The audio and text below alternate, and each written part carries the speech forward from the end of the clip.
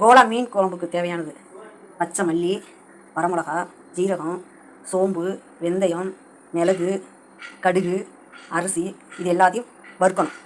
வறுத்துட்டு இதை இப்படி வறுத்துக்கணும். வறுத்துட்டு எல்லாமே வறுத்து ஆற வச்சிடணும். ஆற வச்சுட்டு பொடி பண்ணலாம். இந்த மீனை வந்து 150 ரூபாய் கோலா மீன். இதை தான் இப்போ குழம்பு வைக்க போகிறேன். கழுவிட்டு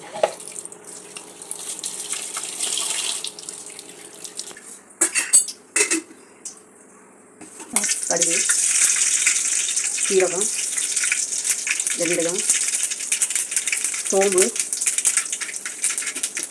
கருவேப்பிலை,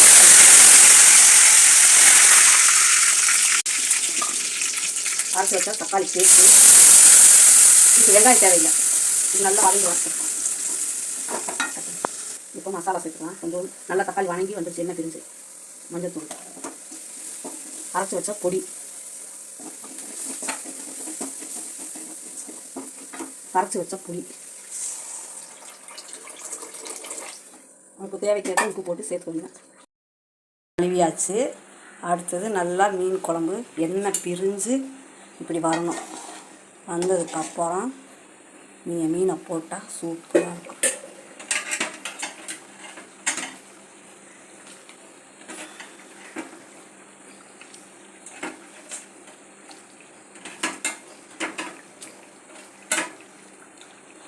மீனை போட்டாச்சு. மீன் குழம்பு ரெடி ஆகிடுச்சு. இப்படி கொதன்னு நல்லா குட்டையான்னு கொதிக்குது. சுவையான மீன் குழம்பு ரெடி. கோலா கொல்லிக்கருவாடு மீன் ரொம்ப டேஸ்ட்டாக இருக்கும். இந்த மாதிரி வச்சா தேங்காய் ஊற்றாமல் வெங்காயம் இல்லாமல் இந்த குழம்பு நல்லா ருசியாக இருக்கும். பார்க்கும்போதே அழகாக இருக்கும்.